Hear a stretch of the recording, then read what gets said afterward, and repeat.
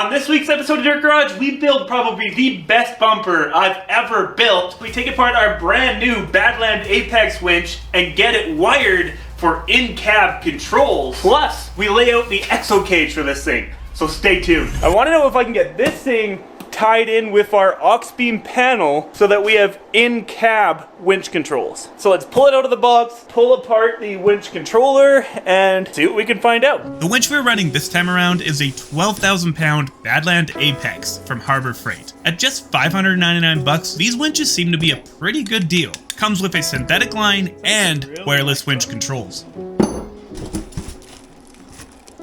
Fair lead. And the winch itself. Man, that guy is nice.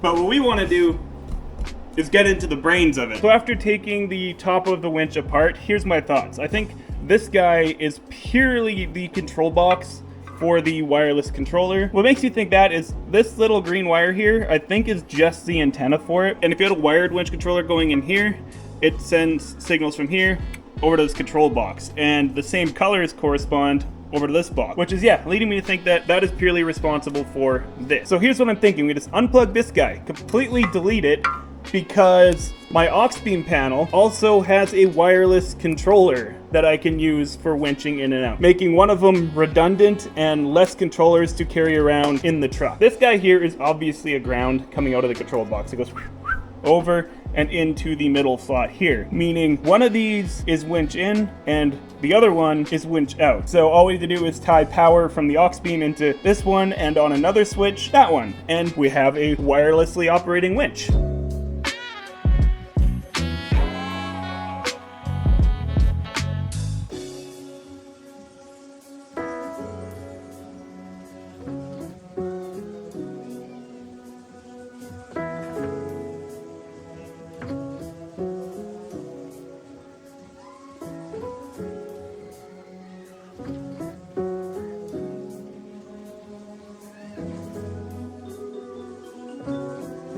Wire is now tied into a green wire that will run out of the box, and the white wire, same thing, except it's tied to a red wire. I'll loom these together nicely, try to send them out a factory-ish looking location, but then these guys will get tied to the AuxBeam, and we should have in-cab winch controls, which is sick.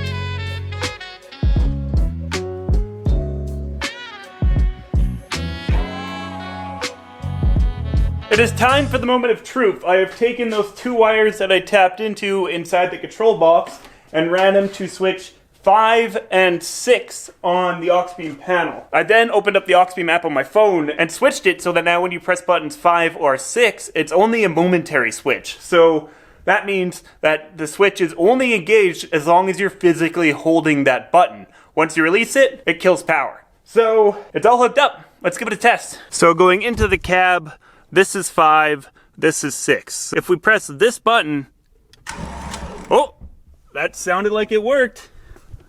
And 6. Ha! That's a success! That was way, way easier than I thought it was gonna be, and honestly, I wish winch manufacturers just gave you the option out of the box to be able to do this. But hey, if you wanna do this at home with your Badland Apex winch, it's easy. I guess there's one more thing I forgot to test, and that is the wireless AuxBeam remote. So, 5, 6. Perfect. So not only do we have in-cab controls, we got a wireless remote running through the same system. Now that we know that the winch works, being controlled by the AuxBeam, which is really freaking sweet. How about we actually mount the thing? I picked up 1/4-inch plate steel to make a winch mount down here somehow, and I also picked up a bunch of tubing. So we should be able to build a winch cradle in here out of plate and then kind of tie it all in together with tube. I know that I don't really want to cut out any more of this grill than it already is. I like the look of the Toyota in the middle of the grill. These are actually my favorite grills that come with these trucks. So let's measure how tall the winch is so we know how far down we need to build the plate. So bottom of winch, top is about 10 inches. Ooh, that's pretty low, but it'll work. These brackets here are what used to hold on my old bumper, and I might as well reuse them. They're perfectly good mount points. So I'm gonna start off this job by cutting out a piece of plate that just goes right to the face of this, that we will then weld a bottom plate onto that the winch will mount. We got the 1/4 plate loaded in the arc droid here. I got the file ready to go. Let's turn the torch on and run it.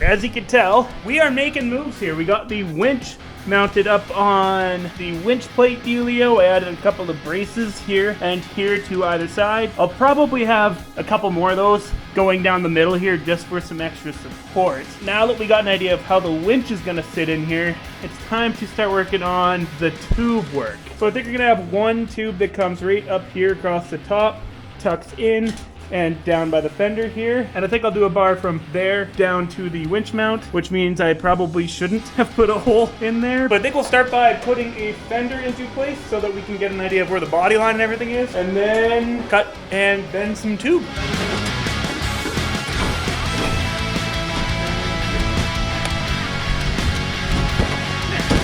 I'm not trying to reinvent the wheel or anything with this bumper. I searched online for bumper styles I'd like to copy, and it turns out I really like the look of the trail gear bumper. So that's the style we're going with. How does it fit? Something like that? I don't think I could ask for better. Alright, I think I like how this is coming together so far. I got it nice and tight in here. I honestly wish that I didn't bend these ones quite as much so it would mellow out here, and I could bend it a little bit tighter here and have the tube a little bit closer to the winch here, because it does stick out a fair bit, but there's nothing I can really do about that except for start again, which I'm not gonna do. I'm not gonna waste any tube. It looks fine, it'll be fine. So I think now we will get a piece of tube that goes from here up to here.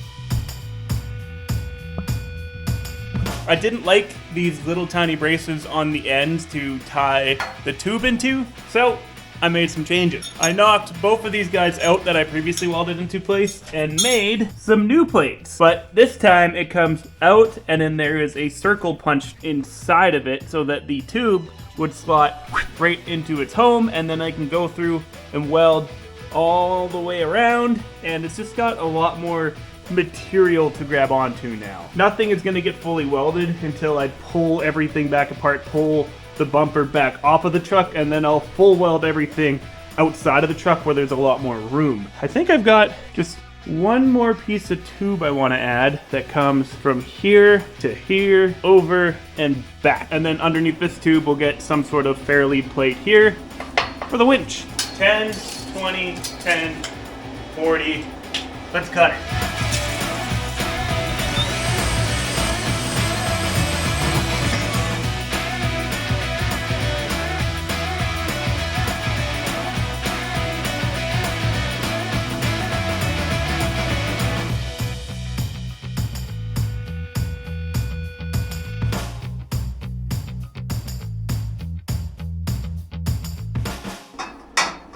Heck yeah. We sure are making moves when it comes to this bumper build. It's almost done. I added this mount here that ties in the factory bumper mount. So we got this mount here, we got that mount back behind the winch, we got another hole drilled down here. So I'd say this bumper is good and mounted. And at this point, we're now at the stage of take everything off, pull the bumper out of the truck, cut off the ends, full weld the thing, paint, and reinstall. So cue the time lapse.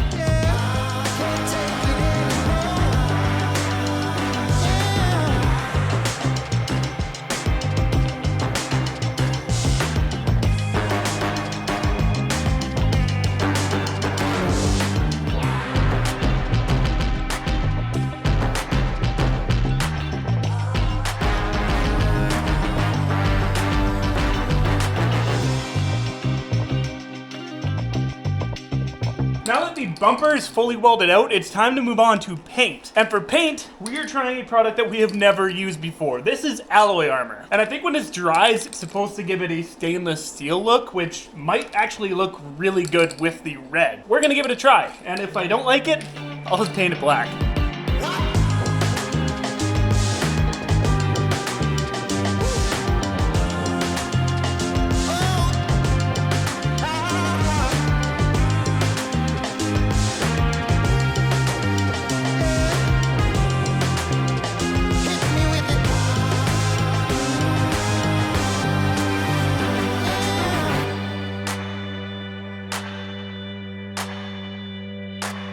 I actually really dig this color, but here's the issue. Alloy armor is $20 USD a can, and I'm Canadian, so that makes it even more expensive. And to do all my armor to match this is going to be, well, pretty pricey. So I think I'll use the alloy armor as more of a primer on this one, and for the base coat, we'll go with our usual Proform European texture coating. Today we are back working on my 1UZ swapped 89 Toyota pickup.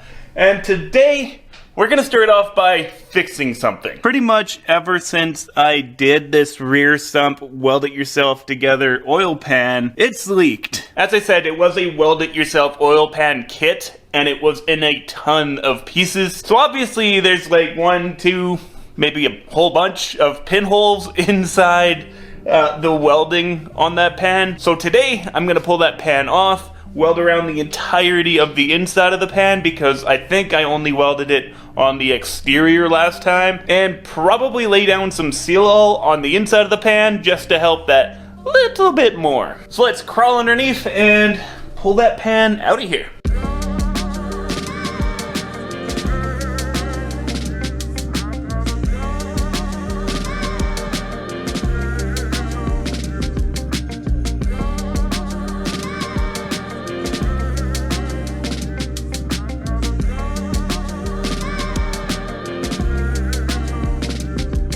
Well, I got the pan out, and I got a couple of things to note. First off, I don't think it leaked around my welds. Turns out I didn't have either of these back 2 bolts in place. And if you look at the RTV, it wasn't really cinched down there like it should be. In fact, if you look at the RTV everywhere else, it's so uneven. And honestly, most of these bolts were super loose. And in fact, the drain plug was like barely even hand tight. So I don't think it's the welding that actually caused the issue. I think the issue was more or less loose bolts. But there is another concern I have.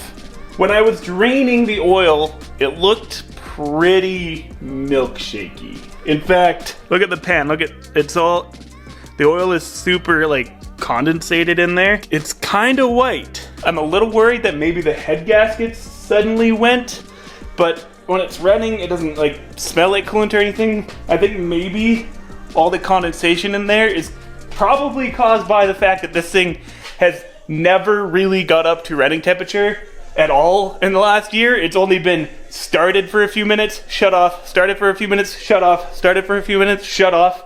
It's never fully warmed up, especially during this winter. I don't know what to do. I don't know if I pull the engine out, pull it apart, do head gaskets just for kicks, or if I march on.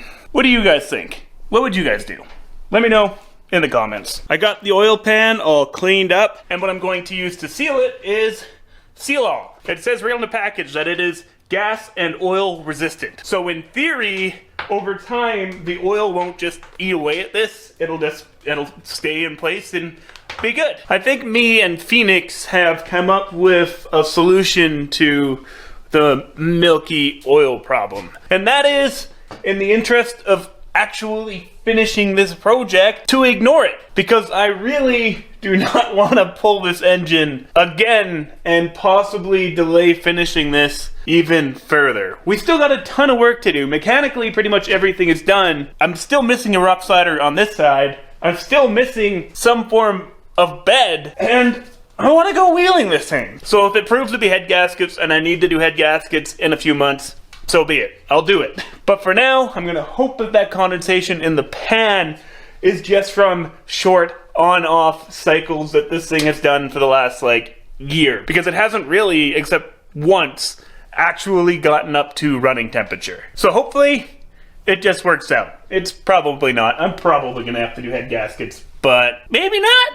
Probably, maybe not. Who knows? Probably not. I'm probably dreaming, and I'm probably going to end up doing head gaskets. But for now, let's just keep on keeping on.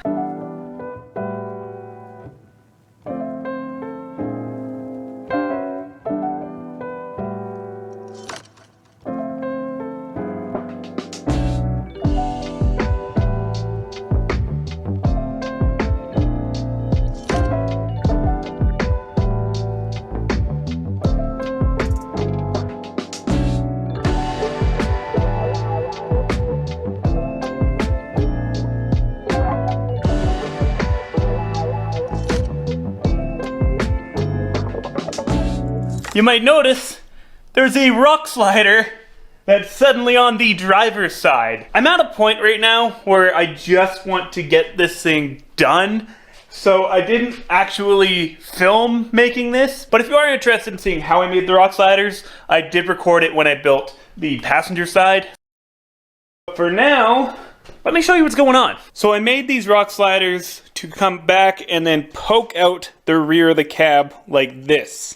And there's a good reason for that. Not only are we going to build a tube bed for this thing, but I kind of want to Exo Cage it. So off the back of the slider here, we're going to come up, over, and down to the other sides to make kind of a roll bar in this area that will then connect to the tube bed. And because it's an Exo, there's of course going to be a bar that comes over the top of the cab, down, and into this fender, plus a tube that comes from here and wraps over behind the door and connects to the roof bar. It's gonna be an awful lot of work, and it's kind of a little bit frustrating because at this point, with the rock sliders and bumper and everything built, if I still had a bed for it, I could just run the bed and be done with the project. I'd be driving it by now. But that's not where we're at. We are going for an Exo Cage to keep us safe. And I think I'm gonna go pick up a roll of masking tape and kind of lay out all of my tube work just on the paint, so I got a good visualization on how it's going to come together.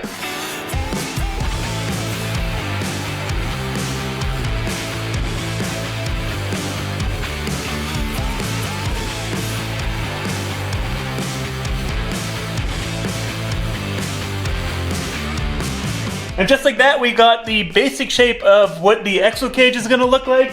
It's good to lay it out in tape because this is the idea I had in my head, and I had no idea if it was gonna work or look good, and I think we're onto something. Guess what? It's been 4 days since we resealed the oil pan and filled it up with oil, and there is not a drop underneath this thing, and that is with running it a couple of times, so I think I think we're good there. Anyways, guys, that's about all the time we got on this week's episode of Dirt Garage. If you do me a huge favor, hit that thumbs up button. And hey, consider subscribing. We upload weekly Toyota, building, wheeling, and off-roading content. Anyways, we'll catch you next week.